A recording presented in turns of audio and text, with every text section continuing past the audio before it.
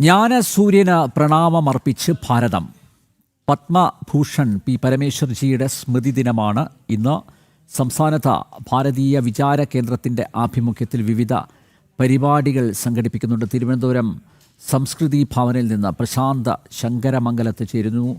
പ്രശാന്ത്, നമുക്കെല്ലാവർക്കും അറിയാവുന്നതുപോലെ രാഷ്ട്രീയ സ്വയം സേവക് സംഘത്തിൻ്റെ ഏറ്റവും മുതിർന്ന പ്രചാരകനായിരുന്നു പരമേശ്വർജി.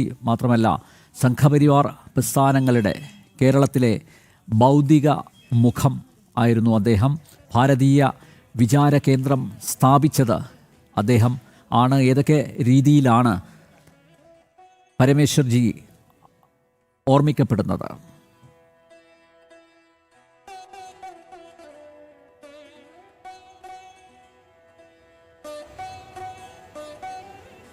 അനിൽ നമ്പ്യാർ, രാഷ്ട്രീയ സ്വയം സേവക സംഘത്തിന് ബൗദ്ധികമായി ചിട്ടപ്പെടുത്തുകയും അങ്ങനെ ആ ഒരു നിലയിലേക്ക് കേരളത്തിലും രാജ്യത്തും തന്നെ അത്തരത്തിലേക്കൊരു മാറ്റങ്ങളൊക്കെ നൽകിയൊരു വലിയ ജ്ഞാന സൂര്യനാണ് പരമേശ്വർജി. അദ്ദേഹം നമ്മളെ വിട്ടുപിരിഞ്ഞു പോയിട്ട് 6 വർഷങ്ങൾ പിന്നിടുന്നു. അദ്ദേഹത്തിൻ്റെ ഓർമ്മകൾ നിൽക്കുന്ന ഭാരതീയ വിചാര കേന്ദ്രം സംസ്കൃതി ഭവനിലാണ് ഞാനിവിടെ നിൽക്കുന്നത്.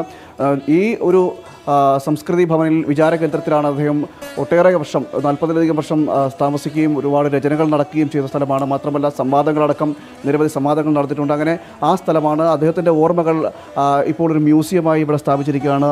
സ്മൃതി സംഗ്രഹാലയം എന്ന പേരിലൊരു മ്യൂസിയം. പരമേശ്വർജിയുടെ കാലഘട്ടങ്ങളിലൂടെയെല്ലാം ഈ മ്യൂസിയത്തിലേക്ക് എത്തുമ്പോൾ പരമേശ്വർജി സഞ്ചരിച്ചതും കണ്ടുമുട്ടിയതുമായിട്ടുള്ള വ്യക്തിത്വങ്ങളെല്ലാം ചിത്രങ്ങളുമടക്കം ഈ മ്യൂസിയത്തിൽ ഇപ്പോൾ എത്തുമ്പോൾ കാണാൻ കഴിയും. അങ്ങനെ ആ കയറി വരുന്ന ഭാഗത്ത് തന്നെ പരമേശ്വർജിയുടെ ഒരു ചിത്രം തന്നെ സ്ഥാപിച്ചിട്ടുണ്ട്.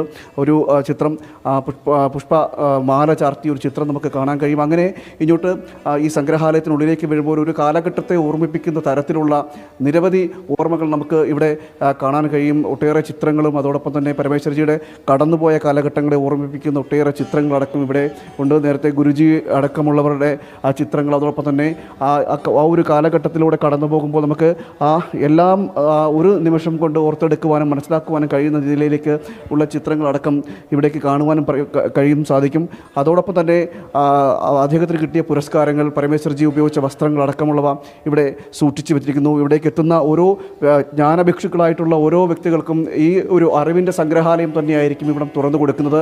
നമുക്കറിയാം, 1927 പരമേശ്വർജി ജനിക്കുന്നത്. അച്ഛൻ പരമേശ്വരൻ ഇളയതും അമ്മ സാവിത്രി അന്തർജനവുമാണ്. അങ്ങനെ ഇങ്ങോട്ട് ആ യാത്ര തുടങ്ങി 1946-49 തിരുവനന്തപുരത്ത് പഠനകാലത്താണ് രാഷ്ട്രീയ സ്വയം സേവക സംഘവുമായി ബന്ധപ്പെട്ടുള്ള പ്രവർത്തനങ്ങളിലേക്ക് അദ്ദേഹം മുഴുകുന്നത്. തുടർന്ന് 1950 RSSൻ്റെ പ്രചാരകനായിട്ട് വരുന്നു. 1957 ഭാരതീയ ജനസംഘത്തിൻ്റെ പ്രവർത്തനത്തിനായി നിയോഗിക്കപ്പെടുന്നത്. തുടർന്ന് ഇങ്ങോട്ട് 1967 പാർട്ടിയുടെ അഖിലേന്ത്യാ സെക്രട്ടറിയായി തിരഞ്ഞെടുക്കുന്ന അങ്ങനെയുള്ളൊരു ഘട്ടം. ഇങ്ങനെ ആ ഘട്ടത്തിലേക്ക് പോയ, അല്ലെങ്കിൽ ഈ ഒരു കാലഘട്ടത്തിലൊക്കെ നടന്ന സംഭവങ്ങളെല്ലാം ഇവിടെ ഈ ഒരു സംഗ്രഹാലയത്തിൽ നമുക്ക് കാണാൻ കഴിയും. തുടർന്നിങ്ങോട്ട് പറയുകയാണെങ്കിൽ 1975-77 കാലഘട്ടത്തിൽ അടിയന്തരാവസ്ഥയ്ക്കെതിരെ സത്യാഗ്രഹം നടത്തി വിയ്യൂർ സെൻട്രൽ ജയിലിലേക്ക് പോവുകയും അവിടെ തടവ് അനുഭവിക്കുന്ന ഒരു സാഹചര്യമൊക്കെ ഉണ്ടാകുന്നു. തുടർന്നാണ് ഡൽഹിയിൽ വെച്ച് ദീൻദയാൽ റിസർച്ച് ഇൻസ്റ്റിറ്റ്യൂട്ടിൻ്റെ ഡയറക്ടറായിട്ട് 1978 മുതൽ 81 കാലം വരെ അദ്ദേഹം പ്രവർത്തിക്കുന്നു.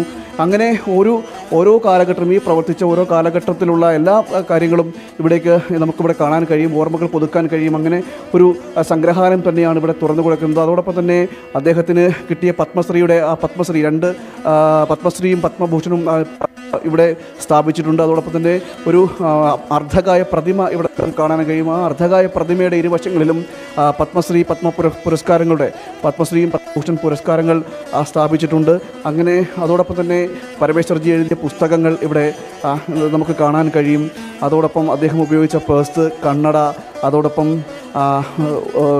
ഷർട്ട്, ഇവയെല്ലാം ലേഖനങ്ങൾ, എഴുത്തുകൾ എല്ലാം കാണാൻ കഴിയും. ഭാവിയുടെ ദാർശനികൻ ശ്രീ അരവിന്ദൻ എന്ന പേരിൽ പരമേശ്വർജി എഴുതിയ പുസ്തകം, അരവിന്ദ മഹർഷിയെ പറ്റി എഴുതിയ പുസ്തകം നമുക്കിവിടെ കാണാൻ കഴിയും. അതോടൊപ്പം തന്നെ ദിശാബോധത്തിൻ്റെ ദർശനം എന്ന പേരിലൊരു പുസ്തകം ഇവിടെ കാണാൻ കഴിയും. അതോടൊപ്പം തന്നെ ശ്രീനാരായണ ഗുരുദേവനെ പറ്റി എഴുതിയ പുസ്തകം ഇവിടെയുണ്ട്.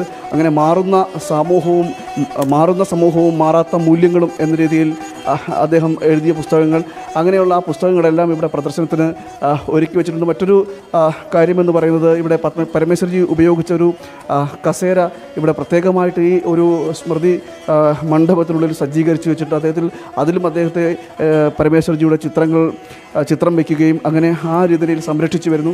അങ്ങനെ ഈ ഇവിടേക്ക് എത്തുമ്പോൾ, അതായത് ഈ ഒരു സ്മൃതി കുടീരത്തിലേക്ക് എത്തുമ്പോൾ പരമേശ്വർജിയെ കൂടുതൽ അടുത്തറിയാനും കൂടുതൽ മനസ്സിലാക്കുവാനും കഴിയുന്ന എല്ലാ കാര്യങ്ങളും ഇവിടേക്ക് സജ്ജീകരിച്ചിട്ടുണ്ട് എന്നതാണ് നമുക്ക് ഏറ്റവും ഇവിടെ നിന്നും മനസ്സിലാക്കാൻ കഴിയുന്നത്. അതായത് അദ്ദേഹത്തിൻ്റെ അറിവ് എന്താണ് എന്നതടക്കമുള്ള കാര്യങ്ങൾ ഇവിടെ നിന്ന് മനസ്സിലാക്കാൻ കഴിയും. അങ്ങനെ രീതിയിലാണ് ഈ വിചാര കേന്ദ്രത്തിൻ്റെ ഏറ്റവും മുകളിലത്തെ നിലയിൽ പ്രത്യേകം ഒരു സംഗ്രഹാലയം തന്നെ, ആ പേര് തന്നെ നമുക്കറിയാം, സംഗ്രഹാലയം എന്ന പേരിലാണ് ആ പേരിൽ അറിയപ്പെടുന്നത്.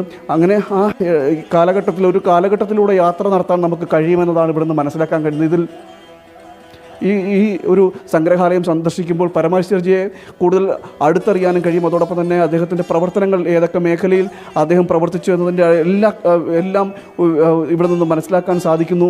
അങ്ങനെ ഒരു രീതിയിലാണ് സംഗ്രഹാലയം സജ്ജീകരിച്ചിരിക്കുന്നത്. മറ്റൊരു കാര്യമെന്ന് പറയുന്നത് 1982 കർക്കിടക മാസത്തിലെ രാമായണ മാസാചരണത്തിന് നേതൃത്വം നൽകിയും അതിന് പുനരുജ്ജീവനം നൽകി നേതൃത്വം നൽകിയ അടക്കമുള്ള കാര്യങ്ങൾ പരമേശ്വർജി ആയിരുന്നു. വിവേകാനന്ദ സ്വാമികളും ശതാബ്ദി ആഘോഷങ്ങളുമെല്ലാം പ്രമാണിച്ചുകൊണ്ട് ന്യൂയോർക്ക്, ലണ്ടൻ എന്നിവിടങ്ങളിലെല്ലാം അദ്ദേഹം പ്രഭാഷണം നടത്തിയിരുന്നു.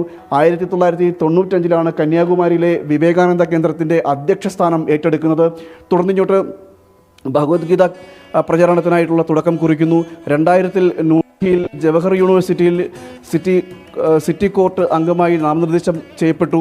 2015 വിവേകാനന്ദ സ്വാമികളുടെ 150ാം ജയന്തിയോടനുബന്ധിച്ച് തിരുവനന്തപുരത്ത് കവടിയാറിൽ സ്വാമിയുടെ പൂർണ്ണകായ വെങ്കല പ്രതിമ സ്ഥാപിക്കുന്നതിന് നേതൃത്വം നൽകിയതും പരമേശ്വർജിയാണ്. അങ്ങനെ ഈ കേരളത്തിൻ്റെ സാംസ്കാരിക മണ്ഡലത്തിൽ വലിയ ഒരു മുന്നേറ്റത്തിന് കാഴ്ചവെക്കുന്ന രീതിയിൽ സൈദ്ധാന്തികമായിട്ടും ബൗദ്ധികമായിട്ടുമുള്ള ഒരു മാറ്റത്തിന് നേതൃത്വം നൽകിയതും പരമേശ്വർജിയായിരുന്നു. നമുക്ക് ഏറ്റവും എടുത്തു പറയേണ്ടത്, അതായത് ഈ രാഷ്ട്രീയ സ്വയം സേവക സംഘത്തിന് കേരളത്തിൽ അടിത്തറ പാകുന്നത് ആ ഒരു സൈദ്ധാന്തിക ചിന്താധാരയിലൂടെ ആയിരുന്നു എന്നതാണ് ഏറ്റവും എടുത്തു പറയേണ്ടത്. മാത്രമല്ല, മറ്റൊരു പരമേശ്വർജിയുടെ വൈശിഷ്ട്യം എന്ന് പറയുന്നത് പ്രത്യയശാസ്ത്ര വൈര്യം ഉള്ളവർ പോലും അംഗീകരിക്കുന്നൊരു വ്യക്തിത്വമാണ് പരമേശ്വർജിയുടെ എന്നാണ് ഏറ്റവും എടുത്തു പറയുന്നത്. മാത്രമല്ല, അത്തരം ആളുകളുമായി സംവാദത്തിൽ ഏർപ്പെടുമ്പോഴും അതൊരു ആശയ സംവാദം എന്നതിനപ്പുറത്തേക്ക് ആശയ സംവാദം എന്ന നിലയിലേക്കായിരുന്നു അത് ഉണ്ടായത്. മറ്റൊരു വൈരാഗ്യ ബുദ്ധിയും ഇല്ലാതെ ഒരു ആശയങ്ങളുമായി സംവദിക്കുന്നൊരു സംവാദ ശൈലിയായിരുന്നു പരമേശ്വർജിക്ക് ഉണ്ടായിരുന്നത്. അതുകൊണ്ട് തന്നെ എല്ലാവർക്കും, പ്രത്യയശാസ്ത്ര വൈര്യമുള്ളവർക്ക് പോലും അദ്ദേഹത്തെ ഏറ്റവും പ്രിയപ്പെട്ടവനാക്കി മാറ്റുന്നതും ഈ ഒരു വൈശിഷ്ട്യം തന്നെയായിരുന്നു. എന്തായാലും അങ്ങനെ ഉള്ളൊരു ജ്ഞാനസൂര്യൻ 2020 അസ്തമിക്കുന്നത്. അദ്ദേഹത്തിൻ്റെ ഭൗതിക ശരീരം ഇവിടെ നിന്ന് വിട്ടുപോകുന്നത് 2020 ഫെബ്രുവരി 8 ഇവിടെ നിന്നും ഈ ശരീരം വേർപെട്ടു പോകുന്ന ജ്ഞാനസൂര്യന് പ്രണാമമർപ്പിച്ച് ഭാരതം.